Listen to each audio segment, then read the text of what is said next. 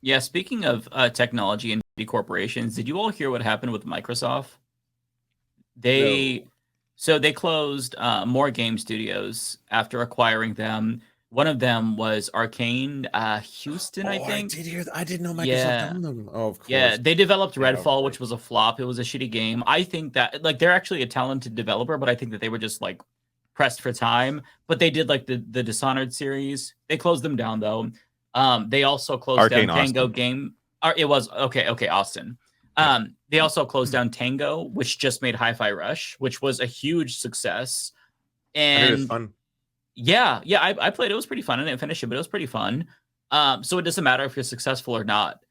They They also are did going to close you Ghostwire down. Tokyo, which I really enjoyed. But Oh, yeah, did they really?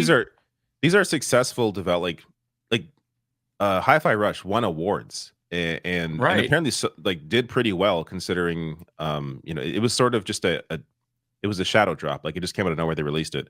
It did really well, got awards, and it's just like think of how frustrating it must be to work on a game for years, have it come out, actually be successful, win awards, you get all this recognition, all this attention, all these sales, and they still close you down.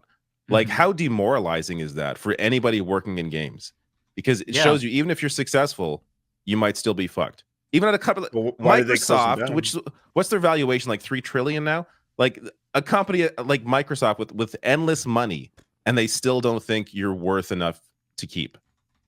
It's insane. And Did they say they why? just acquired Activision. There was like a year-long legal battle over Activision, and what's going to happen there? Like it's really, they're turning into what Embracer is. Embracer is another publisher that for like past several years they bought up all these companies, and now they're closing them all because they can't afford to run them. And these companies, like all these independent companies, they were fine. They were able to operate the way they were operating, but this massive conglomerate buys them up, closed, like shutters like half of them, and destroys a shit ton of lives. And already this year, there are already more layoffs this year in the game industry than all of last year combined. And it's it's not looking like things are going to get any better. Yeah, they need to unionize. That's something that I think would make a difference. One thing that really pissed me off about this story is, I'm not sure the guy's name. He's like the former president of Blizzard. He was defending Phil Spencer, the head of Xbox, saying, oh, he feels so bummed out about this. And it's just like, read the fucking room. You're a multi-millionaire and you're closing down these game companies for no good reason. It's just to, pad the pockets of investors, increase profits from last year. When if you look to like Nintendo, for example, back in 2013, after they released the Wii U, it bombed. But then President, the late Satoru Iwata, he took a 50% pay cut to avoid layoffs and to keep the salaries of the employees sustained.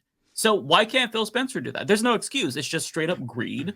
And it's really fucked up. And I hope that as demoralized as people are in the gaming industry, I hope that they understand that they need to start talking about unions right now. Do some research on how to talk to your coworkers about unions, because this is not going to stop. It's only going to get worse. Also, if you're in a team of people, you are all working together and you all have extra time now, and maybe you're getting like severance for a couple months, maybe you consider making a worker co-op together, making your own games, make an indie game studio, go pump out some fucking awesome titles, and be your own bosses, control your own labor, control your own salaries, control your own company. Yeah, I mean, going independent, I feel like that's the only way you can ensure your long-term survival. And don't get bought the fuck out. Don't let these big companies consume you, because they're going to shut you down. I will say that I completely agree. Just the one issue that I'm hearing with that is that there is less investment money now for these companies to be able to even start up. So there's a lot of the, like if you're starting a new company, you essentially have to work, for free for a long time, put out a product, hope it's successful before you're able to really make any money. And that a lot of people just are not in a position to be able to do that.